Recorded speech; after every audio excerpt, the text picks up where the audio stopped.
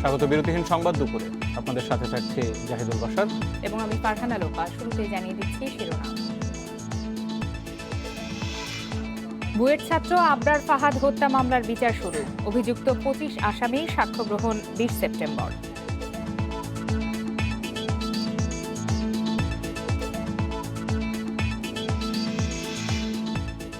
আশুলিয়ার মাদ্রাসায় হাত পা বেঁধে শিক্ষার্থীকে নির্মম নির্যাতন, শিক্ষক ইব্রাহিমের বিরুদ্ধে মামলা।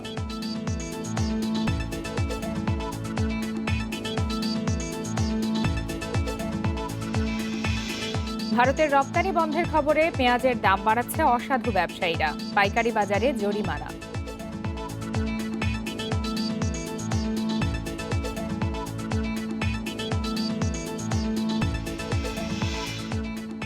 এক মাসের খনন বিফলে ফের বন্ধ শিমুলিয়া কাঁঠালবাড়ি নৌপথে ফেরি চলাচল, স্বাভাবিক হতে পারে অক্টোবরের শেষে।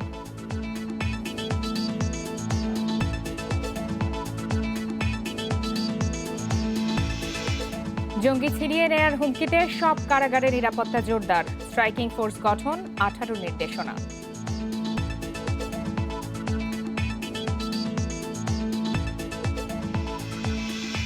এতক্ষণ শিরোনাম জানাচ্ছিলাম, এবারে জানাবো বিস্তারিত। বুয়েট ছাত্র আবরার ফাহাদ হত্যা মামলায় 25 আসামির বিরুদ্ধে অভিযোগ গঠন করা হয়েছে।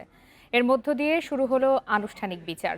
সকালে ঢাকার দ্রুত বিচার ট্রাইব্যুনাল 1-এর বিচারক আবু জাফর মোহাম্মদ কামরুজ্জামানের আদালতে এই অভিযোগ গঠন করা হয়। পরে আদালত সাক্ষ্য গ্রহণের জন্য আগামী 20 সেপ্টেম্বর দিন ধার্য করেন। এর আগে আসামি পক্ষের আবেদনের পরিপ্রেক্ষিতে আসামিদের হাতকড়া ও কোমরে দড়ি না পরিয়ে আদালতে আনতে আইনশৃঙ্খলা বাহিনীকে নির্দেশ দেন ট্রাইব্যুনাল। আজ মামলার 22 আসামিকে কারাগার থেকে আদালতে হাজির করা হয়। বাকি 3 আসামি পলাতক।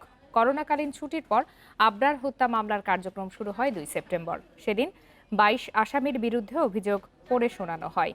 পরে 13 জনের পক্ষে তাদের আইনজীবীরা অব্যাহতি আবেদনের শুনানি করেন। এরপর গত 9 সেপ্টেম্বর বাকি 9 আসামির আবেদনের শুনানি শেষ হয়। রাষ্ট্রপক্ষের আইনজীবীরা এর বিরোধিতা করে আসামিদের বিরুদ্ধে অভিযোগ গঠনের আর্জি জানান। শুনানি শেষে বিচার শুরুর বিষয়ে আদেশের জন্য 15 সেপ্টেম্বর দিন ধার্য করে আদালত। বুয়েটের শেরি বাংলা হলের আবাসিক ছাত্র ও তড়িৎ কৌশল বিভাগের 2য় বর্ষের শিক্ষার্থী আবরারকে গত বছর 6 অক্টোবর রাতে নির্যাতন করে হত্যা করা হয়।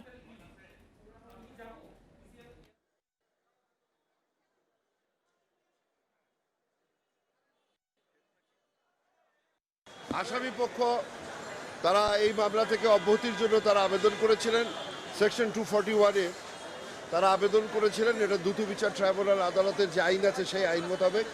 কিন্তু আমরা বলেছিলাম যে এটা একটি পরিপূর্ব পরিকল্পিতভাবে গত 2 দিন ধরে তারা আলাপ আলোচনা করে তারপরে এই হত্যাকাণ্ড সংগঠিত করেছে। সবার বিরুদ্ধে অভিযোগটা সমান নয়, সবাই এক কাজ করে নাই। তারপরে বিজ্ঞ আদালত যখন উনি সন্তুষ্ট হয়ে যা করেছেন সেটা আপাতত আমাদের মেনে নিতে হবে। মেনে নিয়ে আমাদের বিচারের জন্য, সাক্ষীর জেরার জন্য আমাদেরকে আগাইতে হবে। আরো বিস্তারিত জানাতে সিএমএম আদালত থেকে যোগ দিয়েছেন সহকর্মী জান্নাতুল ফেরদাউস তানভি। তানভি, আজ থেকে তো আবরার হত্যা মামলার আনুষ্ঠানিক বিচার শুরু হলো। মামলার আসামিদের বিরুদ্ধে কতগুলো অভিযোগ আনা হয়েছে এবং এ বিষয়ে দুই পক্ষের আইনজীবীদের বক্তব্যের কিছু অংশ আমরা শুনছিলাম, আপনার কাছে বিস্তারিত আর কি আছে? আজকে মূলত অভিযোগ গঠনের আদেশ দেওয়ার জন্য দিন নির্ধারিত ছিল। 12টায় আদালত বিচার কার্যক্রম শুরু করেই অভিযোগ গঠনের আদেশটি দিয়ে দেন এবং আদালত অভিযোগ গঠনের আদেশে যেই বিষয়গুলোকে বিবেচ্য বিষয় হিসেবে নিয়েছেন সেগুলোর মধ্যে তিনি বলেছেন যে তদন্ত কর্মকর্তা যেসব জব্দকৃত তালিকা দিয়েছে এবং 8 আসামির স্বীকারোক্তিমূলক জবানবন্দি রয়েছে, ফলে আসামিপক্ষ যেটি দাবি করেছিল শুনানিতে, যে অব্যাহতি চেয়ে যে দাবি করেছিল যে আসামির এটি একটি অনিচ্ছাকৃত হত্যা এবং এটি কোনো পরিকল্পিত হত্যাকাণ্ড নয় এবং তারা মামলা অব্যাহতি চেয়েছিল। আদালত সেই আসামিপক্ষের এসব দাবি নাকচ করে দিয়েছেন এবং রাষ্ট্রপক্ষে যেসব ধারায় অভিযোগ গঠনের জন্য নির্দেশনা চেয়েছেন আদালত 302 ধারা, যে ধারায় মৃত্যুদণ্ড রয়েছে, 302 ধারা, 34 ধারা এবং 109 ধারায় এই অভিযোগ গঠন করেছেন। আদালতের কাছে যেটি বিবেচ্য বিষয় মনে হচ্ছে সেটিতে জব্দকৃত তালিকা, যে ভিডিও ফুটেজ রয়েছে, অর্থাৎ বুয়েটে সেদিন রাতে যেই ঘটনাটি ঘটেছিল সেটি বুয়েটের সিসিটিভির ফুটেজে পূর্ণাঙ্গভাবে সেটি দেখা গিয়েছে এবং সেই ফুটেজ ধরে কিন্তু তদন্ত কর্মকর্তা পুরো চার্জশিটে সেটি উল্লেখ করেছেন এবং কার সাথে কাদের মেসেঞ্জার গ্রুপে কথোপকথন হয়েছে প্রত্যেক আসামির কথোপকথন তিনি তার প্রতিবেদনে তুলে ধরেছেন। আদালত সেসব বিষয় বিবেচনা নিয়ে 25 আসামির বিরুদ্ধেই অভিযোগ গঠনের আদেশ দিয়েছেন এবং আজকে যে বিষয়টি ছিল, যারা আবেদন করেছেন আসামি পক্ষে যারা জামিন আবেদন করেছেন তাদের শুনানির দিন নির্ধারিত ছিল, কিন্তু আদালত যেহেতু সাক্ষ্য গ্রহণের দিন নির্ধারণ করেছেন 20 সেপ্টেম্বর, মাত্র 5 দিন সময় তারা পাচ্ছেন। তাদের দাবি অনুযায়ী এটি স্বল্প সময়, তাদের প্রস্তুতির সময় তারা পাচ্ছেন না, ফলে তারা যে জামিন আবেদনগুলো দাখিল করেছিলেন তারা কিন্তু সেই জামিন আবেদনগুলোর শুনানি না করে আদালত বয়কট করেছেন। পরে আসামিপক্ষের আইনজীবী যেটি বলছিলেন যে তাদের যেহেতু শুনানি সাক্ষ্য গ্রহণই শুরু হয়েছে, আনুষ্ঠানিক বিচারই শুরু হয়ে যাচ্ছে, ফলে তারা এই শুনানির জন্যই প্রস্তুতি সময় পাবেন না, তাই তারা আদালত যেহেতু তাদের আবেদন নাকচ করে দিয়েছেন সেজন্য তারা আদালত বয়কট করেছেন এবং তারা হয়তো এই আবেদনের বিরুদ্ধে উচ্চ আদালতে যাওয়ার কথা বলেছেন একজন আইনজীবী, এক আসামির আইনজীবী। তবে অন্য আসামির আরও 2-3 জন আসামির আইনজীবী যেটি বলছিলেন যে স্বল্প সময় এবং এখন যদি তারা উচ্চ আদালতে আবেদন করতে চান সেক্ষেত্রে আসলে তারা মামলার পূর্ণাঙ্গ প্রস্তুতি, শুনানির জন্য পূর্ণাঙ্গ প্রস্তুতি নিতে পারবেন না। ফলে 20 সেপ্টেম্বর থেকে আদালত আদেশে বলেছেন যে 20 সেপ্টেম্বর থেকে টানা সব কার্য দিবসে 1 অক্টোবর পর্যন্ত এ মামলায় সাক্ষ্য গ্রহণ করা হবে এবং এটি দ্রুত বিচার ট্রাইব্যুনালে এই মামলাটি কার্যক্রম শুরু হচ্ছে এবং 20 সেপ্টেম্বর থেকে আনুষ্ঠানিক বিচার শুরু হয়ে যাচ্ছে। সিএমএম আদালত থেকে জানাচ্ছিলেন সহকর্মী জান্নাতুল ফেরদাউস। অস্ত্র মামলায় রিজেন্ট হাসপাতালের চেয়ারম্যান মোহাম্মদ শাহেদের বিরুদ্ধে সাক্ষ্য গ্রহণ চলছে। ঢাকা মহানগর দায়রা জজ কে এম ইমরুল কায়েসের আদালতে সাক্ষ্য দিচ্ছেন মামলাটির তদন্ত কর্মকর্তা। এই মামলায় 14 জন সাক্ষী থাকলেও 12 জনের সাক্ষ্য নেওয়া হবে বলে জানিয়েছেন রাষ্ট্রপক্ষের আইনজীবী। আজই সাক্ষ্য গ্রহণ শেষ হয়ে যাবে বলেও জানিয়েছেন আইনজীবী তাপস পাল। এরপর আসামি পক্ষে ছাপাই সাক্ষ্য না দিলে মামলার যুক্তিতর্কের দিন নির্ধারণ করা হবে। গত 27 আগস্ট অস্ত্র মামলায় শাহেদের বিরুদ্ধে অভিযোগ গঠন করে আদালত। গত 15 জুলাই সাতক্ষীরার সীমান্তবর্তী এলাকা থেকে শাহেদকে গ্রেফতার করে র্যাব। পরে হেলিকপ্টারে ঢাকায় আনা হয়। পরদিন করোনা পরীক্ষার নামে ভুয়া রিপোর্ট সহ বিভিন্ন প্রতারণার অভিযোগে দায়ের করা মামলায় শাহেদের 10 দিনের রিমান্ড মঞ্জুর করে আদালত। এরপর তাকে নিয়ে উত্তরায় অভিযান চালায় ডিবি পুলিশ। অভিযানে গিয়ে অস্ত্র উদ্ধারের ঘটনায় তার বিরুদ্ধে থানায় একটি মামলা করা হয়।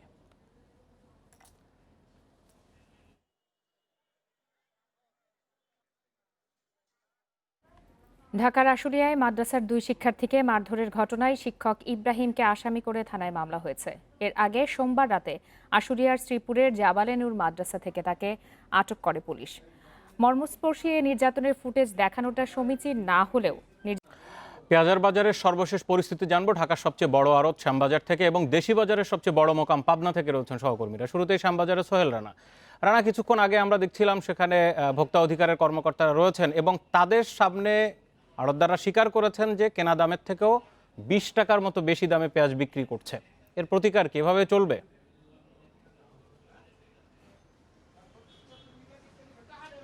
আসলে দেখুন, আমি এখন যে শ্যামবাজারে অবস্থান করছি, কিছুক্ষণ আগে আমরা দেখিয়েছিলাম এর আগের সংবাদে যে ভোক্তা অধিকার যে টিম তারা তদারকি করছে এবং 3টি প্রতিষ্ঠানকে এ পর্যন্ত 65,000 টাকা কিন্তু জরিমানা করা হয়েছে এবং তাদের বিরুদ্ধে অভিযোগ ছিল যে তারা যে দামে পণ্য কিনেছে তার চেয়ে প্রায় 20 টাকা বেশি দরে তারা বিক্রি করছেন। এবং আমরা ভোক্তা অধিকার সংরক্ষণ দপ্তরের সহকারী পরিচালককে আমরা জিজ্ঞেস করেছিলাম যে আসলে এটা তারা এটার প্রতিকার আসলে কি, এবং তারা বলছেন যে তাদের যে মনিটরিং ব্যবস্থা সেগুলো তারা বজায় রাখবেন এবং সেই সঙ্গে আরেকটি বিষয় তারা জানিয়েছে যে তারা এখানে মাইকের মাধ্যমে ব্যবসায়ীদেরকে অনুরোধ করা হচ্ছে যে যে সময়টাতে তারা ব্যবসা করার সেগুলো কিন্তু তারা করবেন, কিন্তু তাই বলে অতিরিক্ত মুনাফা লাভের আশায় বেশি জিম্মি করে কিংবা স্টক করে তারা যে ব্যবসা করবে সেটি না করার জন্য তারা অনুরোধ করেছেন এবং তারা ব্যবসায়ীদের সঙ্গে বসবে বলেও আমরা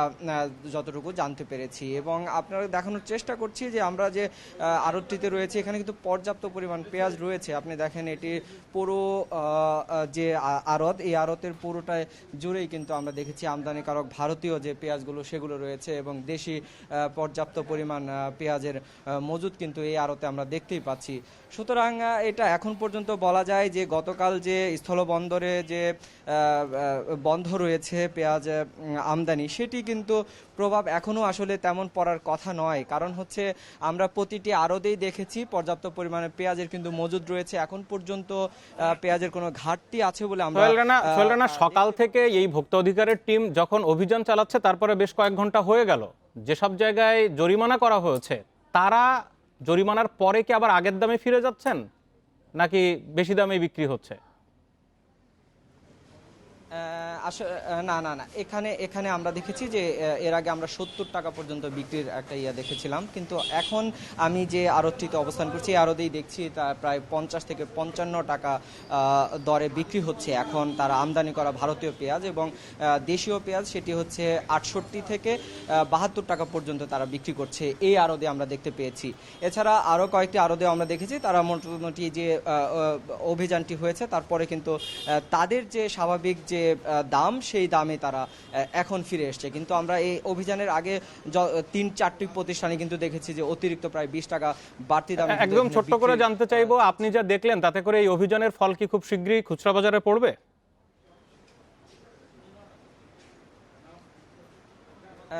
আমার কাছে আসলে সেটা তেমন মনে হচ্ছে না, কারণ হচ্ছে এইখান থেকে মূলত যারা পাইকারি যারা ব্যবসায়ী রয়েছে, পাইকারি আড়তদার, তারা কিন্তু এখান থেকে কিনে নিয়ে যায়, সেখান থেকে কিন্তু মূলত খুচরা ব্যবসায়ীরা কিন্তু তাদের দোকানে সেই পেঁয়াজ তারা নিয়ে রাখেন।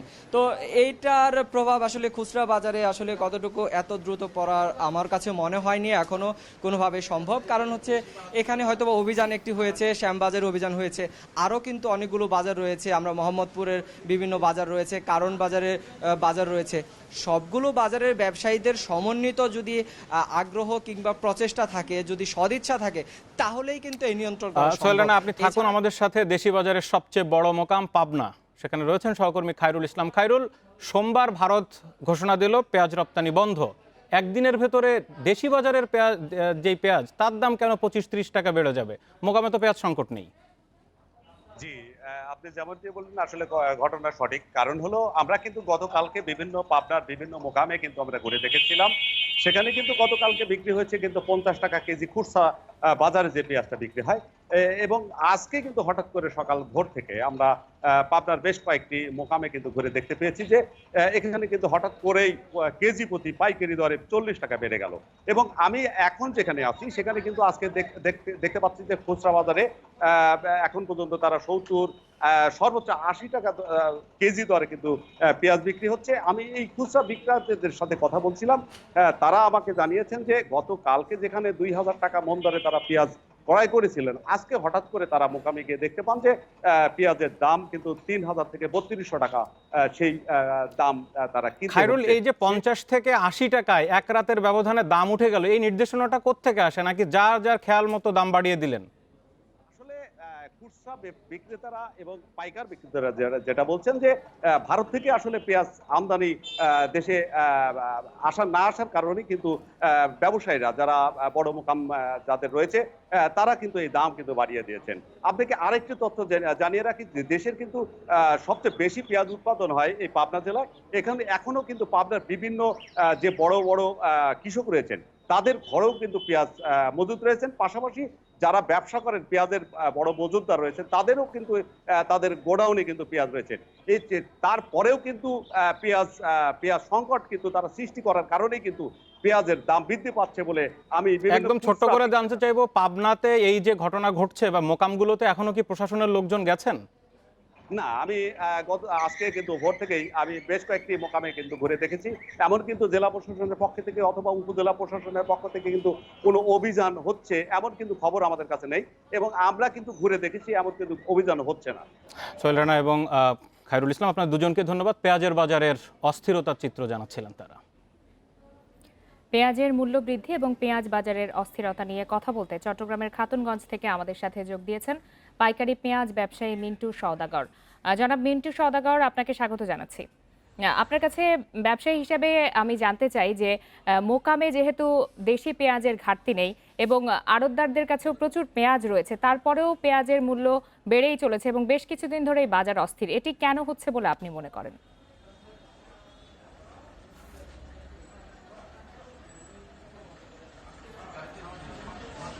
দেখুন, ধন্যবাদ আপনাকে। দাম বাড়াটা একটা আমার দৃষ্টিকোণ ভাইরাসের মতো। বাংলাদেশে যখন কোনো কিছু দাম বেড়ে যায় তখন এর লাগাম টেনে ধরা যায় না। ভারত যখন কালকে হঠাৎ করে পেঁয়াজ রপ্তানি বন্ধ করে দিল, এটা কোনো অবস্থায় বন্ধ করতে পারে না।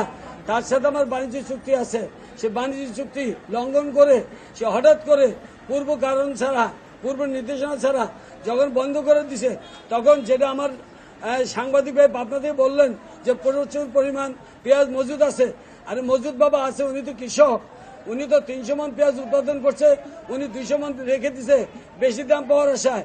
গত সেপ্টেম্বরে যখন দাম বেড়ে গেছে তখন পেঁয়াজ, দেশি পেঁয়াজ 8,000 মণ হয়ে গেছে। এবারও চাষিরা মনে করতেছে এরকম দাম বেড়ে যাবে, আমি সোনার হরিণ পাবো, তা আমি এখন কেন বিক্রি করব? আর এখানে কৃষকের উপরে তো আপনি অভিযান চালাতে পারবেন না। আপনি অভিযান না চালে আপনি আমদানি করেন। জনাব বিরজু সওদাগর, আমরা যতদূর জানি পেঁয়াজ কিন্তু কৃষকরা মজুত করেন না, ওনারা যত তাড়াতাড়ি পারেন বিক্রি করে দেওয়ার চেষ্টা করেন। এই তথ্যটি তো আমরা যতদূর জানি এরকমই আছে।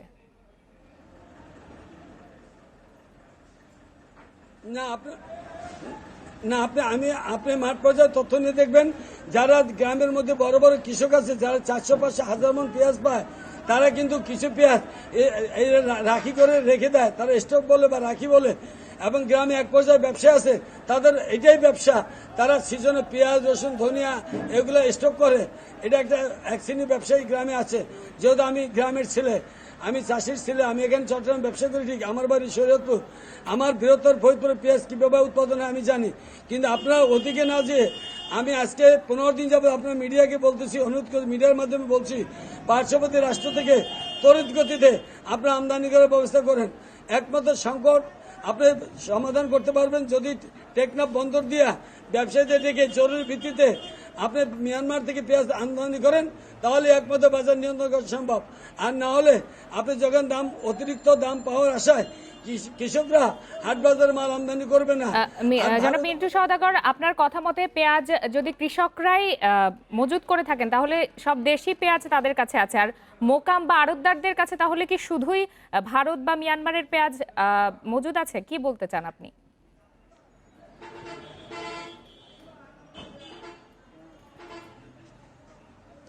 আমাদের তো মজুদ নেই, আমাদের আমদানি, আমাদের আড়তদার রাত্রে মাল নামে সকালবেলা বিক্রি করে ফেলায়, বেচা না হলে কিছু থেকে যায়, ওটা পরের দিন বিক্রি করি। আমাদের বাংলাদেশে কোনো আড়তদার মজুদ করে না, আড়তদাররা মজুদ করে না, আড়তদাররা কমিশন ভিত্তিক মাল বিক্রি করে। এটা যা হয় বর্ডারে হয়। আপনাদের বর্ডারে, আপনাদের মিডিয়া দেখেন, গত কয়েকদিন আগে সময় টিভি সাংবাদিকও দেখেছে পেঁয়াজের কিভাবে হাত বদল হয়, কিভাবে দাম বেড়ে যায়, সেটা আমরা সময় টিভি সাংবাদিকদের দেখেছি। আপনি বর্ডারে দেখেন, একমাত্র পেঁয়াজের বাজার বাংলাদেশের নিয়ন্ত্রণ করে বর্ডার, স্থলবন্দর নিয়ন্ত্রণ করে। এখন তো নতুন দাম, বৃদ্ধি দামের মাল আসে নাই। নতুন এলসি যেগুলো যাবে আপনার $700 হোক, $800 হোক, সেই দামের মাল কিন্তু বাংলাদেশে এখন আসে নাই। তাহলে কেন দাম বাড়লো? এটা প্রশাসন বর্ডার মনিটরিং করুক। আমাদের চাকতে খাদ্যমন্ত্রী এসে অভিযান নামে আমাদের কেন জরিমানা করবেন, আমাদের কেন জেল দিবেন, আমাদের কেন হয়রানি করবেন? আপনার বর্ডারে যান, বর্ডার দেখি কি হচ্ছে। গতকালকে কত ট্রাক মাল ঢুকেছে, কত গাড়ি মাল ওখানে বর্ডারে নামায় রাখছে। আমাদের সাথে যোগ দেওয়ার জন্য আপনাকে ধন্যবাদ। এদিকে ভারত থেকে পেঁয়াজ রপ্তানি বন্ধের ঘোষণার একদিনের মধ্যেই দেশের বেশিরভাগ জেলায় বেড়েছে পেঁয়াজের দাম। বাজারে দুই ধরনের পেঁয়াজের দামই কেজিতে 30 থেকে 35 টাকা বেড়ে গেছে। আবার কোথাও কোথাও মোকামে মিলছে না পেঁয়াজ। অভিযোগ রয়েছে মজুত করে দাম বাড়াচ্ছেন ব্যবসায়ীরা। পূর্ব ঘোষণা ছাড়াই 14 সেপ্টেম্বর পেঁয়াজ রপ্তানি বন্ধের ঘোষণা দেয় ভারত। এর পরপরই দেশের বাজারে এর দাম বাড়িয়ে দিতে থাকে ব্যবসায়ীরা। আগের কম দামে কেনা পেঁয়াজ এই সুযোগে দাম বাড়ানো হয়। এক রাতেই কেজিতে 35 টাকা বেড়ে যায় দাম। বেনাপোলে পর্যাপ্ত মজুদ থাকার পরও পরবর্তীতে বেশি দামে বিক্রির লোভে অনেকে বাজার থেকে সরিয়ে ফেলে পেঁয়াজ। এতে হঠাৎ করে দেখা দেয় সংকট, লাফিয়ে দাম বাড়তে থাকে। পেঁয়াজ কিনতে আসলাম, গতকাল ছিল 40 টাকা, আর সেই পেঁয়াজ আজ 60 টাকা। একদিনে 20 টাকা বাড়ে কি করে? পেঁয়াজ আছে, পেঁয়াজ আছে কিন্তু বিক্রি হবে না, 2-3 দিন পরে বিক্রি হবে। এখন আমরা কিনতে পারছি না, তাহলে বেচবো কি করে? এদিকে স্থলবন্দরের আমদানিকারকরা বলছেন, এখন পর্যন্ত যে পরিমাণে পেঁয়াজ আমদানি হয়েছে তাতে হুট করে দাম বাড়ার কোনো কারণ নেই। স্থানীয় ব্যবসায়ীরা কৃত্রিম সংকট তৈরি করছেন। এটা হলো ইন্ডিয়ান গভর্নমেন্ট, ইন্ডিয়ান বাজারে স্থিতিশীল টাকা ছাড়ছে। আমাদের যে $300 করে মাল, এই মাল যেটা সেইটা এখন ওরা করেছে $750। বগুড়াতেও পাইকারিতে 25 টাকা বেড়েছে পেঁয়াজের দাম, আর খুচরায় 35 টাকা বেড়ে বিক্রি হচ্ছে 85 থেকে 90 টাকায়। ব্যবসায়ীরা বলছেন, রপ্তানি বন্ধের খবরেই দাম বেড়েছে। তবে এবার যে পরিমাণ দেশি পেঁয়াজ উৎপাদন হয়েছে তাতে এত দাম বাড়ার কথা নয় বলছেন তারা।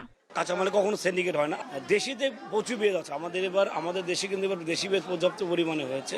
রপ্তানি বন্ধের খবরে দেশের অন্যতম পেঁয়াজ উৎপাদনকারী এলাকা ঝিনাইদহের শৈলকুপা উপজেলায় একদিনে মন প্রতি দাম বেড়েছে।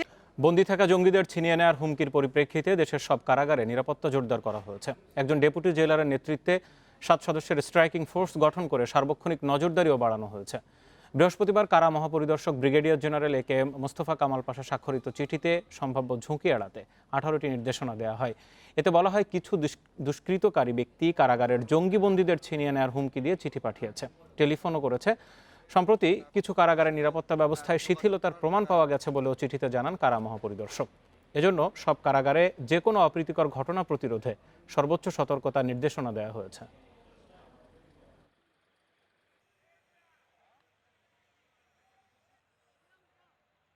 নির্দেশনা হচ্ছে যে যারা আছে বুলেট প্রুফ করবে, সশস্ত্র ডিউটি করবে, এরকম আর কি। একজন ডেপুটি জেলার এবং একজন হাবিলদার, 5 জন আপনার কারারক্ষী, তারা তাদের সম্বন্ধে একটা টিম স্ট্রাইকিং ফোর্স হবে। তারা এখানে যে কোনো অনাকাঙ্ক্ষিত পরিস্থিতি এর জন্য, আর ভিতরে বাইরে কোনো জায়গায় আমাদের এখানে এমনি ঢুকতে পারে না, বাইরে কোনো লোক ঢুকতে পারে না, আর কোনো গাড়িও ঢুকতে পারে না। রাজধানীর সবুজবাগের নন্দীপাড়ায় চোরের চাপাতির আঘাতে জান্নাতুল ফেরদৌস নামে এক গৃহবধূর মৃত্যু হয়েছে। ঘটনার পরপরই বাড়ির ছাদে লুকিয়ে থাকা চোর মনিরকে আটক করেছে পুলিশ। সোমবার রাতে নন্দীপাড়া লাল মসজিদের কাছেই 7 তলা ভবনের 4 তলায় এই ঘটনা ঘটে। সবুজবাগ থানার ওসি মাহবুব আলম জানান, মনির নামের ওই চোর জান্নাতের ঘরে ঢোকে। পুলিশের ধারণা, গৃহবধূ চোরের উপস্থিতি টের পেলে বাসায় থাকা চাপাতি দিয়ে জান্নাতের গলায় আঘাত করে চোর। এতে ঘটনাস্থলেই ওই গৃহবধূর মৃত্যু হয়। ঘটনাস্থলে গিয়ে ভবনের ছাদ থেকে চোর মনিরকে গ্রেপ্তার করে পুলিশ। নিহত নারী, স্বামী ও এক সন্তান সহ নির্মাণাধীন ভবনটির 4 তলায় বসবাস করতেন।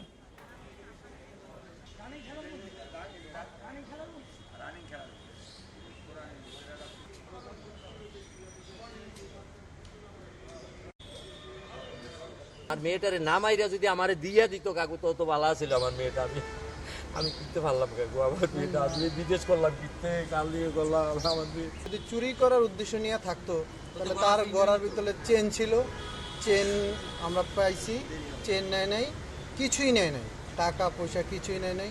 সে মার্ডারের উদ্দেশ্য ঢুকে মার্ডারই করছে, এবং এটার সাথে ওদের ফ্যামিলি, ওর হাজব্যান্ডের ফ্যামিলি অবশ্যই জড়িত। আমরা বিস্কুট, কেক ও রুটির মতো বেকারি পণ্যে ব্যবহৃত ডালডাতে পাওয়া গেছে উচ্চমাত্রার ট্রান্সফ্যাট। রেস্টুরেন্টের খাবার ও ফাস্টফুডে ব্যাপকভাবে ব্যবহার হচ্ছে এই উপাদান।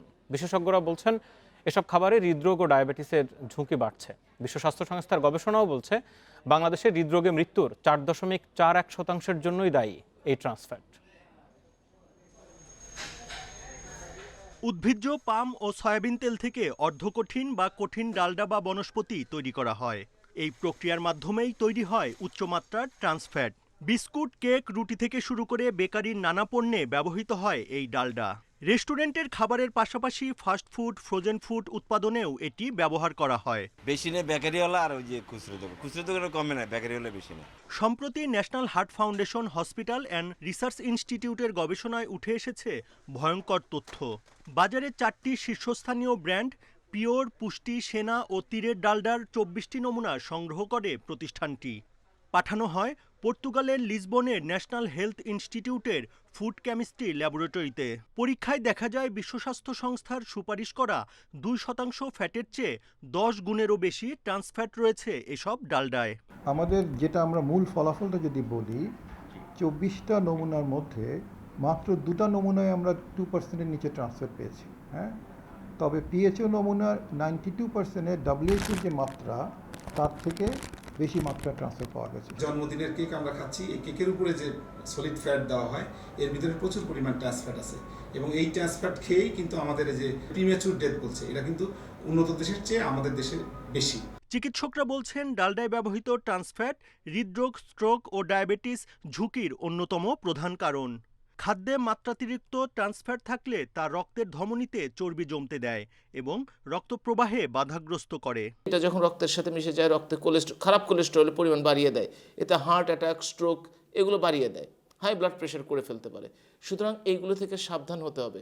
যত তেল আছে তার মধ্যে ট্রান্স ফ্যাট যেটা আমরা বলছি এটি হলো সবচেয়ে ক্ষতিকর চর্বি বা তেল। এই ট্রান্স ফ্যাটের একটা বড় অংশ দায়ী আসলে এই করোনারি আর্টারি ডিজিজ করে। বিশ্ব স্বাস্থ্য সংস্থার প্রতিবেদন অনুযায়ী বিশ্বে ট্রান্স ফ্যাট গ্রহণের কারণে হৃদরোগে আক্রান্ত হয়ে মৃত্যুর প্রায় 2/3 ঘটে 15টি দেশে, যার মধ্যে রয়েছে বাংলাদেশও। Buddhadeb Kundu, independent News, Dhaka. প্রায় 4 ঘন্টা পর মৌলভীবাজারের কুলাউড়ায় ট্রেনের লাইনচ্যুত বগি উদ্ধার হয়েছে। এতে স্বাভাবিক হয়েছে সিলেটের সঙ্গে সারা দেশের রেল যোগাযোগ। দুপুর 12টার দিকে লাইনচ্যুত ট্রেনের বগিটি উদ্ধার করে মৌলভীবাজারের কুলাউড়া জংশন থেকে আসা উদ্ধারকারী ট্রেন। এর আগে সকাল 8:30টার দিকে সিলেট থেকে ছেড়ে আসা তেলবাহী ট্রেনের একটি বগি মাইজগাঁও রেল স্টেশনের পাশে মুমিনছড়া এলাকায় লাইনচ্যুত হয়। এতে সিলেটের সঙ্গে সারা দেশের রেল যোগাযোগ বন্ধ হয়ে যায়।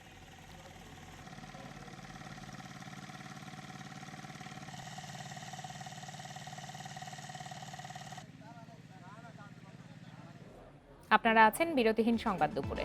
সংবাদে আরো যা যা থাকছে। বন্ধ ঘোষিত সরকারি পাটকল শ্রমিকদের পাওনা পরিশোধ শুরু, দেওয়া হচ্ছে নগদ ও সঞ্চয়পত্রে।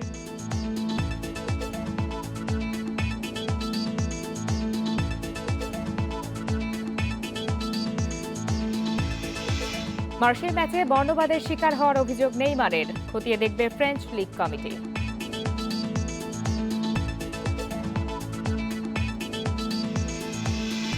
চলতি বছর বাংলাদেশের জিডিপি প্রবৃদ্ধি 6.8% হতে পারে বলে পূর্বাভাস দিয়েছে এশীয় উন্নয়ন ব্যাংক এডিবি। মূলত করোনার ক্ষতি কাটিয়ে উৎপাদন ও রপ্তানি বাড়াই এ প্রবৃদ্ধি হবে বলছে সংস্থাটি। পাশাপাশি মূল্যস্ফীতিও 5.5% মধ্যে থাকবে বলে আশা করা হচ্ছে। মঙ্গলবার এডিবির এশিয়ান ডেভেলপমেন্ট আউটলুক প্রতিবেদনে উঠে এসেছে এমন তথ্য।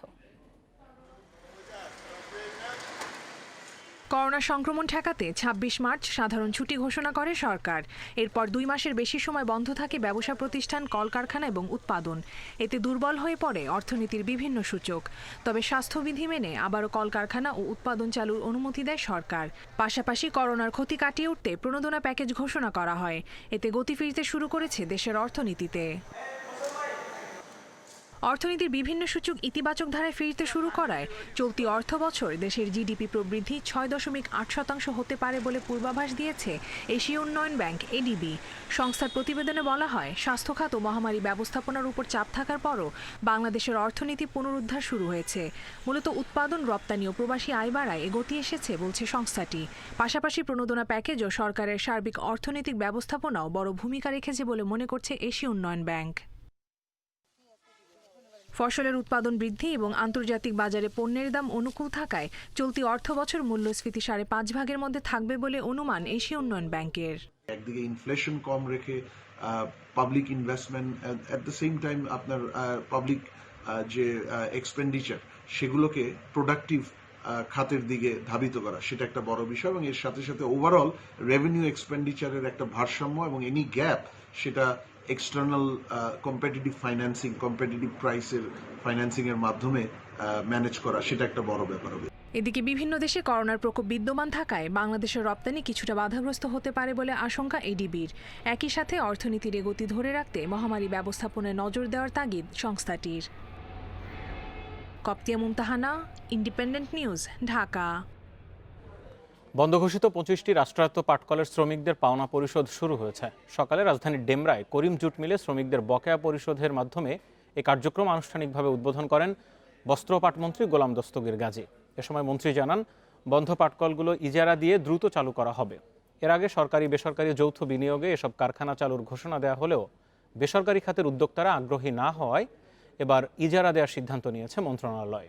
এদিকে শ্রমিকদের বকেয়া পরিশোধ কার্যক্রম চলছে নগদ ও সঞ্চয়পত্রের মাধ্যমে। বিজেএমসি জানিয়েছে চলতি অর্থবছরেই সব পাওনা পরিশোধ করা হবে। মন্ত্রণালয় থেকে জানানো হয়েছে বন্ধ হওয়া রাষ্ট্রায়ত্ত পাটকলের প্রত্যেক শ্রমিক গড়ে 13,86,000 থেকে সর্বোচ্চ 54 লাখ টাকা পর্যন্ত পাচ্ছেন। নানা অভিযোগে ব্যাংক অ্যাকাউন্ট বন্ধ থাকায় আলোচিত ডিজিটাল বাণিজ্যিক প্রতিষ্ঠান ই-ভ্যালির বেচাকেনা কমেছে 60% বেশি। এ অবস্থায় ব্যাংক হিসাব খুলে দিয়ে তদন্ত করার অনুরোধ জানিয়েছে প্রতিষ্ঠানটি। তবে কেন্দ্রীয় সংস্থা BFIU বলছে তদন্ত শেষে নেওয়া হবে সিদ্ধান্ত। এছাড়া ই-কমার্স খাতে যে কোনো প্রতারণা রোধে সুনির্দিষ্ট নীতিমালা তৈরি করার তাগিদ বিশ্লেষকদের।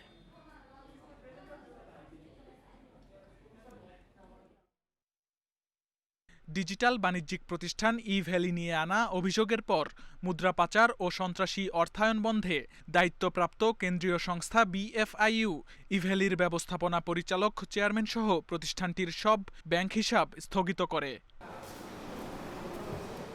ব্যাংক হিসাব স্থগিতের পর সম্প্রতি এক সংবাদ সম্মেলনে প্রতিষ্ঠানটির ব্যবস্থাপনা পরিচালক জানান, দেশের প্রচলিত আইন মেনেই কার্যক্রম পরিচালনা করছেন তারা।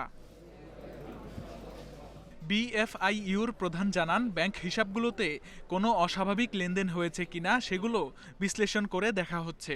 পাশাপাশি সরকারের বিভিন্ন সংস্থাও খতিয়ে দেখছে ই-ভ্যালির কার্যক্রম। তথ্য নিয়ে এগুলো বিশ্লেষণ করে দেখা হবে। অস্বাভাবিক লেনদেন যেগুলো সেগুলো বাংলাদেশ ফাইন্যান্সিয়াল ইন্টেলিজেন্স ইউনিটের দেখার বিষয়। ই-ভ্যালির ব্যবস্থাপনা পরিচালক ইন্ডিপেন্ডেন্ট টেলিভিশনকে বলেন, ই-ভ্যালি আমদানি নির্ভর কোনো ব্যবসা না করায় এবং তাদের লেনদেন ব্যাংকিং চ্যানেলের মাধ্যমে হওয়ায় মানি লন্ডারিংয়ের অভিযোগ ভিত্তিহীন। তার দাবি, ইমেজ সংকটে প্রতিষ্ঠানটির বিক্রি কমেছে প্রায় 60% বেশি।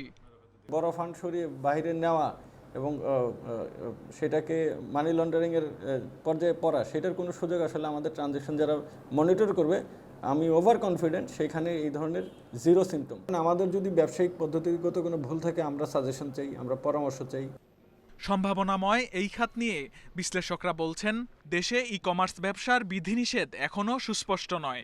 আর্থিক লেনদেন ও পণ্য ক্রয় বিক্রয়ের ক্ষেত্রেও যাতে কেউ প্রতারণা করতে না পারে সেজন্য ব্যাংক সহ সরকারি বিভিন্ন সংস্থাগুলোকে নিয়মিত তদারকি করার তাগিদ দিচ্ছেন তারা। পাশাপাশি বাণিজ্য মন্ত্রণালয়কে দ্রুত সেল গঠনের মাধ্যমে সঠিক নীতিমালা প্রণয়নের পরামর্শ তাদের। পুরো ই কমার্সের বিষয়টি যেহেতু বাংলাদেশের ক্ষেত্রে কিছুটা নতুন এবং এখানে মূলত যে বিধিনিষেধ নিয়ম কানুন সেগুলো কিন্তু এখনো খুব সুস্পষ্ট হয়নি। আমরা যদি সুষ্ঠুভাবে ব্যবসাটাকে আগাতে চাই, এটার বিশাল একটা ভবিষ্যৎ রয়েছে, কিন্তু সেটার জন্য যেটা গুরুত্বপূর্ণ সেটা হচ্ছে সঠিক নীতিমালা তৈরি করা। সম্ভাবনাময় এই খাতে পণ্য কিনে যাতে কেউ প্রতারিত না হয় সেজন্য সচেতনতা অবলম্বনের পাশাপাশি গ্রাহকদেরও ই-লার্নিং বাড়ানোর পরামর্শ অর্থনীতিবিদদের। Shamim Ahmed, Independent News, Dhaka. সনাতন ধর্মাবলম্বীদের সবচেয়ে বড় ধর্মীয় আয়োজন শারদীয় দুর্গোৎসবের বাকি আর 1.5 মাস। অন্যান্য বছর এই সময়ে কারিগররা প্রতিমা তৈরির কাজে ব্যস্ত সময় কাটালেও করোনার কারণে এবারের চিত্র ভিন্ন। কাজে না থাকায় অলস সময় কাটাচ্ছেন নেত্রকোনার প্রতিমা শিল্পীরা। দুর্গাপূজার আয়োজকরা বলছেন, করোনা সংক্রমণ এড়াতে এবার সীমিত আকারে হতে পারে সর্বজনীন পূজা আয়োজন। পারিবারিক, স্থায়ী ও অস্থায়ী মণ্ডপ মিলিয়ে প্রতিবছর নেত্রকোনায় 450 থেকে 500 দুর্গাপূজা অনুষ্ঠিত হয়। পূজা শুরুর 3-4 মাস আগে থেকেই শুরু হয় প্রতিমা তৈরির কাজ। মণ্ডপে মণ্ডপে শুরু হয় প্যান্ডেল তৈরির কাজ। তবে করোনা পরিস্থিতিতে এবার সেই ব্যস্ততা নেই। প্রতিমা কারিগররা বলছেন, প্রতিবছর প্রত্যেক কারিগর গড়ে 5 থেকে 6টি প্রতিমা তৈরির কাজ পান। প্রতিমা তৈরির অর্ডার আসে চট্টগ্রাম, সুনামগঞ্জ সহ বিভিন্ন জেলা থেকেও। তবে এবছর তেমন কোনো কাজই নেই। পূজা হবে কিনা এই নিয়ে আমরা দুশ্চিন্তা আছি। এই মোটামুটি আমরা আনুমানিকভাবে একটা পূজা মূর্তি আমরা কাজ করে রাখতেছি। অন্য বছর তো 4 মাস 5 মাস আগেই মূর্তির অর্ডার হয়ে যায়, মন্দির বান্ধা হয়ে যায়, গেট করে বড় বড় আকারে, কিন্তু এবার এই সমস্ত কোনোই কিছু দেখা যাইতেছে না। এই সময়টার মধ্যে আমরা কখন 10-12টা দুর্গা মূর্তি অলরেডি বানায় লাই। হ্যাঁ, এবছর আমরা একটা কাজ পর্যন্ত আমরা অর্ডার হয়েছে না, আমরা বানাইতেও পারছি না। জেলায় 2 শতাধিক প্রতিমা শিল্পী ও 5 শতাধিক প্রতিমা শ্রমিক রয়েছেন। কাজে ভাটা পড়ায় দুশ্চিন্তায় তারা। মালিকের আন্ডারও থাকি, মালিকও তো পোষে না, আমরা কি দিব, আমরা কিভাবে চলাম, এবার তার কামই নেই, করোনার লেগে করে সর্বনাশ হয়েছে আমার। আয়োজকরা বলছেন করোনা পরিস্থিতিতে এবার অন্যান্য বারের চেয়ে অর্ধেক মণ্ডপে আয়োজিত হবে দুর্গাপূজা। আমরা যতদূর সম্ভব শুধু পূজা সারব, কারণ এটা করোনা, লোকজন সমাগম যাতে না হয় সেদিকটা লক্ষ্য রাখবে। তারা স্বাস্থ্যসম্মতভাবে যাতে পূজা উদযাপন করতে পারে সেদিকটা তারা কাজ করছেন। আগামী 23 অক্টোবর শুরু হবে হিন্দু সম্প্রদায়ের সবচেয়ে বড় ধর্মীয় উৎসব দুর্গাপূজা। Independent news desk. বিশ্বে একদিনে করোনায় মারা গেছেন 4,300-র বেশি মানুষ, নতুন শনাক্ত 2,40,000। ভারতে মোট প্রাণহানি ছাড়িয়েছে 80,000। 24 ঘন্টায় বিশ্বে সর্বোচ্চ 1,054 জনের মৃত্যু হয়েছে সেখানেই। নতুন প্রায় 82,000 শনাক্ত নিয়ে ভারতে মোট আক্রান্তের সংখ্যা 49 লাখের বেশি। আগের দিনের তুলনায় কিছুটা বেড়েছে যুক্তরাষ্ট্র ও ব্রাজিলের প্রাণহানি। 24 ঘন্টায় 450-র বেশি মৃত্যু নিয়ে যুক্তরাষ্ট্রে মোট প্রাণহানি প্রায় 1,99,000। দেশটিতে নতুন রোগী শনাক্ত হয়েছে 38,000। ব্রাজিলে 19,000 নতুন রোগী নিয়ে মোট সংক্রমিতের সংখ্যা ছাড়িয়েছে 43 লাখ। এদিকে আর্জেন্টিনায় 24 ঘন্টায় মারা গেছে 315 জন। দেশটির এ পর্যন্ত মৃত্যু 11,500-এর বেশি, নতুন শনাক্ত প্রায় 10,000। বিশ্বে এ পর্যন্ত মারা গেছে 9,32,000-এর বেশি মানুষ। মোট আক্রান্তের সংখ্যা ছাড়িয়েছে 2,94 লাখ।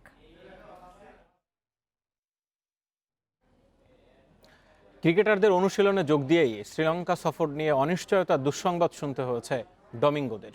লঙ্কা সফর না হলে কোচদের ভূমিকা কি হবে সেটাও ভাবতে হচ্ছে বিসিবিকে। তবে ফাঁকা সূচিতে ঘরোয়া ক্রিকেটই হবে সমাধান, জানিয়েছে বিসিবি। দীর্ঘ বিরতি, অনিশ্চয়তার পর টাইগারদের অনুশীলনে বিদেশি coaching staff. Bowling coach Otis গিবসনকে পেয়ে 6 মাসের বৃত্তান্ত যেন উজাড় করে দিলেন রুবেল তাসকিনরা। অধিনায়ক মুমিনুলের ব্যাটিং সেশনে সতর্ক চোখ রাসেল ডোমিঙ্গোর। কিভাবে সামলাতে হয় হঠাৎ ধেয়ে আসা বাউন্সার বুঝিয়ে দিলেন হাতে কলমে। টাইগারদের হেড কোচের হয়তো তখনও জানা ছিল না কি খবর অপেক্ষা করছে। কাগজে কলমে কথা ছিল 14 দিনের কোয়ারেন্টিনের, কিন্তু পরিস্থিতি বিবেচনায় বিশেষ ছাড়পত্র দিয়েছে স্বাস্থ্য মন্ত্রণালয়। 7 দিনের কোয়ারেন্টিন শেষে টাইগারদের অনুশীলনে ডোমিঙ্গো, কুক, গিবসনরা। কিন্তু যার জন্য এত তড়িঘড়ি, সেই লঙ্কা সফর নিয়ে নেই কোনো ভালো খবর। শ্রীলঙ্কা সফর না হলে সেই স্লটে ঘরোয়া ক্রিকেট চালুর ইঙ্গিত দিয়েছে বিসিবি। ডোমেস্টিক বলতে যে একেবারে আমাদের ডোমেস্টিক লিগ বা ঢাকা প্রিমিয়ার লিগ বা বিএসএল, বিসিএল সেইভাবে চিন্তা না করে, এখন যেহেতু একটা বায়োসিকিউরিটির ব্যাপার আছে, বোর্ড আমরা যেটা কন্ট্রোল করতে পারবো, যেটা বোর্ডের কন্ট্রোলে থাকবে, সেইভাবে খেলা শুরু করা। লঙ্কা সফর নিয়ে অনিশ্চয়তায় সাকিব আল হাসানের আন্তর্জাতিক ক্রিকেটে ফেরাও হবে না আপাতত। টাইগারদের পাশাপাশি নতুন করে ভাবতে হচ্ছে এইচপি দলের সূচি নিয়ে। লঙ্কা সফর না হলে ইয়াং টাইগারদের নিয়ে বিকেএসপি অথবা একাডেমিতে আলাদা করে ক্যাম্প করার পরিকল্পনা বোর্ডের। শ্রীলঙ্কা সিরিজটা আমাদের তো বাইল্যাটারাল একটা সিরিজ ছিল, রেসিপ্রোকাল ট্যুরের একটা পার্ট ছিল। তো সেটা যদি না হয়, আমরা আমাদের ক্যাম্পটা শুরু করে দেওয়ার চেষ্টা করছি এখন। এছাড়া লঙ্কা সফরের জন্য আলাদাভাবে ব্যাটিং পরামর্শক হিসেবে নিয়োগ দেওয়া হয়েছিল ক্রেইগ ম্যাকমিলানকে। এই ঘটনার পর ব্ল্যাক ক্যাপস কোচের সাথে হয়তো আবার নতুন করে বসতে হবে বিসিবিকে। জহিরুল ইসলাম, ইন্ডিপেন্ডেন্ট নিউজ। নেইমারের বর্ণবাদের শিকার হবার অভিযোগ খতিয়ে দেখবে ফ্রেঞ্চ লিগের ডিসিপ্লিনারি কমিটি। মর্মাহত নেইমার পাশে পাচ্ছেন নিজ ক্লাব পিএসজিকে। ফরাসি জায়ান্টরা এ ঘটনার সুষ্ঠু তদন্তে তৎপর। তবে মার্সেই ডিফেন্ডার গঞ্জালেস তার বিরুদ্ধে ওঠা বর্ণবাদী আচরণের অভিযোগ অস্বীকার করেছেন। বর্তমান বিশ্বের অন্যতম সেরা ও দামি ফুটবলার নেইমার তার অনন্য নৈপুণ্যেই প্রথমবার চ্যাম্পিয়ন্স লিগের ফাইনাল খেলে পিএসজি। সেই নেইমার যখন বর্ণবাদের শিকার হওয়ার অভিযোগ তুললেন, তখন সোচ্চার লা পারিসিয়ানরা। লিগ ওয়ানের ডিসিপ্লিনারি কমিটিকে পুরো বিষয়টি খতিয়ে দেখার অনুরোধ করেছে পিএসজি ক্লাব কর্তৃপক্ষ। কমিটিও তাতে সম্মতি দিয়েছে। সোমবার মার্সেইয়ের বিপক্ষে ম্যাচে প্রতিপক্ষ ডিফেন্ডার আলভারো গঞ্জালেজের রোশানলে পড়েন ব্রাজিলিয়ান ফরওয়ার্ড। তিক্ত বর্ণবাদী উক্তি করেন গঞ্জালেজ, এমনটিই অভিযোগ নেইমারের।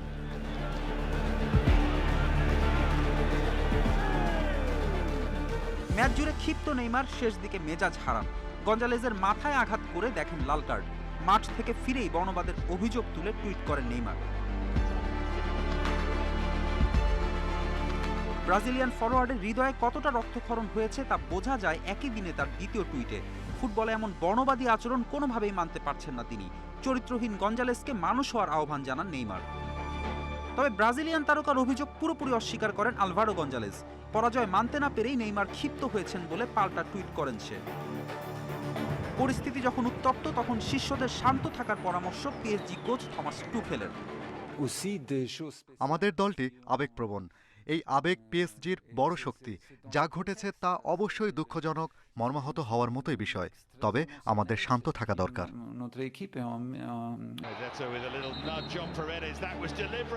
পিএসজি মার্সেই লড়াইয়ে শুধু বর্ণবাদ ইস্যু ছিল না, ফাউলের ছড়াছড়ি ছিল পুরো ম্যাচে। ইনজুরি টাইমে মারামারি করে দু দলের ফুটবলাররা। হলুদ লাল মিলিয়ে মোট 17টি কার্ড দেখান রেফারি। এর মধ্যে লাল কার্ডই 5টি। লিগ ওয়ানের ডিসিপ্লিনারি কমিটি পুরো বিষয়ের তদন্তে বুধবার মিটিংয়ে বসবে। ম্যাচ অফিসিয়ালের রিপোর্ট ও ফুটেজ বিশ্লেষণ করে পরবর্তী ব্যবস্থা নেবে কমিটি। ফেরদৌস ইসলাম, ইন্ডিপেন্ডেন্ট নিউজ।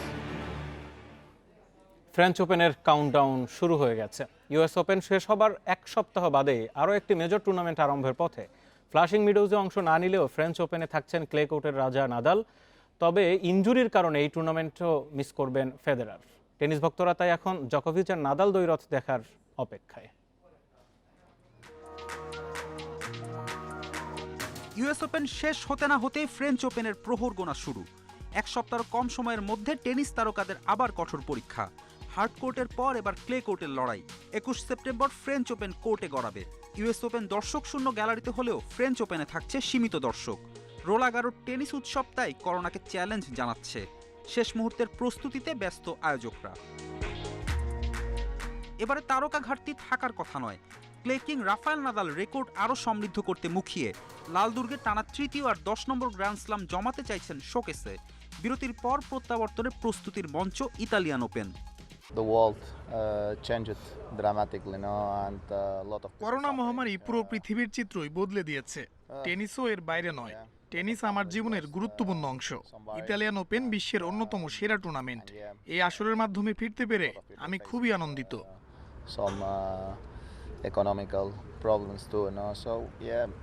ইউএস ওপেনে জকোভিচের স্বপ্ন ভেঙেছে বিতর্কিত কাণ্ডে। এ নিয়ে আক্ষেপ আছে, তবে তার মনোযোগ সামনের দিকে। ফ্রেঞ্চ ওপেনের আগে ইতালিতে ঝালিয়ে নেওয়ার সুযোগ। স্বল্প ব্যবধানে ক্লে কোর্টের চ্যালেঞ্জে মানিয়ে নেওয়া সহজ নয়, তা নিয়ে চিন্তা জকোর। রোলা গারোয় নাদালকেই মানছেন ফেভারিট।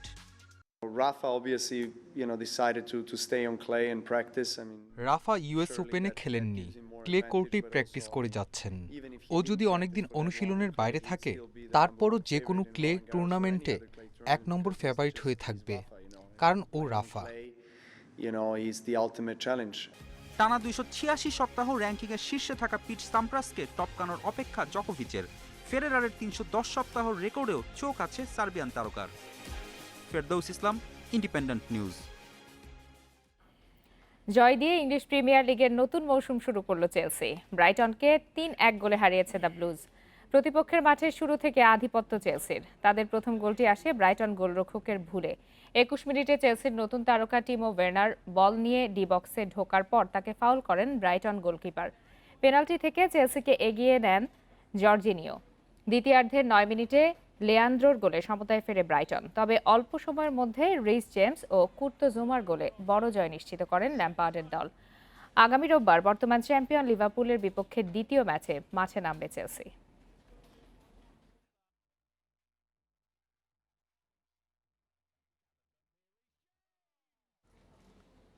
দেশের ফুটবলের করুণ অবস্থার দায় বাফুফের। নেতৃত্বে পরিবর্তনের বিকল্প নেই, এমন দাবিতে সোমবার হয়েছে মানববন্ধন। ফুটবল রক্ষার দাবি নিয়ে সোচ্চার প্রজন্ম, ফুটবল যাদের চেতনায় ও অস্তিত্বে নামক এমন একটি সংগঠন। অন্যদিকে সালাউদ্দিনের বিরুদ্ধে অপপ্রচার চালানোর অভিযোগ তার প্যানেলের কাউন্সিলরদের। আর জাতীয় দলের সাবেক অধিনায়ক আমিনুল হকের মতে এবারও নির্বাচনে জিতবেন সালাউদ্দিনই। গেল এক যুগ দেশের ফুটবলের অভিভাবক কাজী সালাউদ্দিন বড় স্বপ্ন দেখিয়েছেন, তবে কোনোটি দেখেনি আলোর মুখ। ফুটবলের রুগ্ন দশা, নেতৃত্ব পরিবর্তনের ডাক দিয়েছে। কিন্তু সালাউদ্দিন এবারে নির্বাচনেও আছেন ফেভারিটের আসনে। ফুটবলের প্রাণ ফেরাতে নেতৃত্ব পরিবর্তন জরুরি, ওই দাবিতে দাঁড়িয়ে গেছেন অনেকেই। সোশ্যাল মিডিয়াতে চলছে প্রচারণা। নির্বাচনের আগে এবার মানববন্ধন করেছে প্রজন্ম ফুটবল যাদের চেতনা ও অস্তিত্ব নামক সংগঠন। যাদের নেতৃত্বে আলোচিত আইনজীবী ব্যারিস্টার সাইদুল হক সুমন। ফুটবল ফেডারেশনের কারা নেতা হবেন এটা নিয়েও আমাদের মাথা ব্যথা নাই। আমাদের মাথা ব্যথাটা কোন জায়গায়? মাথা ব্যথাটা হচ্ছে গিয়ে যে এই ফেডারেশনের অধীনে আমরা দেখতেছি যে বারবার একই ধরনের লোকরা নেতা হচ্ছেন, এবং তাতেও আমাদের অসুবিধা ছিল না যদি ফুটবল উন্নতির দিকে যেত। ফেসবুকে বয়কট সালাউদ্দিন এমন স্লোগানে প্রতিবাদ করেছেন ফুটবল প্রেমীরা। নির্বাচনের আগে এসব কর্মকাণ্ড কিভাবে দেখছেন সালাউদ্দিন প্যানেলের সদস্যরা? আমাদের কাজী সালাউদ্দিনের ভাই থেকে একজন ভালো মানুষ এনে এখানে যদি বসিয়ে দিয়ে এই আন্দোলনটা উনি করতেন, তাহলে ওনার এই আন্দোলনকে হয়তো আমরা সমর্থন করতাম। এএফসি বলেন, ফিফা বলেন, সেখানে গিয়ে কথা বলার মতন যাদের অবস্থান নাই, সুযোগ নাই, বা কথা বলতে পারবো কিনা এটাও আমাদের সন্দেহ আছে, সেই ধরনের মানুষদের নিয়ে যদি আন্দোলন করে তাহলে তো এটা আমরা কি বলবো, এটা তো একটা হাস্যকর বিষয় হিসেবে। যেহেতু সামনে নির্বাচন, মাঝখানে কিছু লোক হয়তো ওনাকে মিসগাইড করছে, নির্বাচনটিকে আমাদের প্যানেলকে ক্ষতিগ্রস্ত করার জন্য এটি আমার মনে হয়। দিন বদলের গল্প শুনিয়ে হঠাৎ করে নির্বাচনের মাঠ থেকে সরে দাঁড়িয়েছেন তরফদার রুহুল আমিন। তাতে মসৃণ হয়েছে সালাউদ্দিনের পথ। মানিক বাদল আদৌ কি চ্যালেঞ্জ জানাতে পারবেন? যে প্যানেলটি কাজী সালাউদ্দিন ভাই দাঁড় করিয়েছেন, তিনি চেষ্টা করবেন এবং তার পুরোপুরি প্যানেলটাকেই জয়যুক্ত করার জন্য। এখানে মানিক ভাই কিংবা সালাউদ্দিন ভাই খুব বেশি কঠিন বাধা হয়ে দাঁড়াতে পারবে বলে আমার কাছে মনে হয় না। বাফুফের বহুল আলোচিত নির্বাচন ৩ অক্টোবর। এখনো আনুষ্ঠানিকভাবে প্রচারণায় নামেনি কোনো প্রার্থী। Shamim Ahmed, Independent News, Dhaka. এতক্ষণ দেখলেন বিরতিহীন সংবাদ। ইন্ডিপেন্ডেন্ট টেলিভিশনের সব খবরের আরও বিস্তারিত জানতে চোখ রাখুন ফেসবুক, ইউটিউব এবং টুইটারে। ধন্যবাদ আমাদের সাথে থাকার জন্য।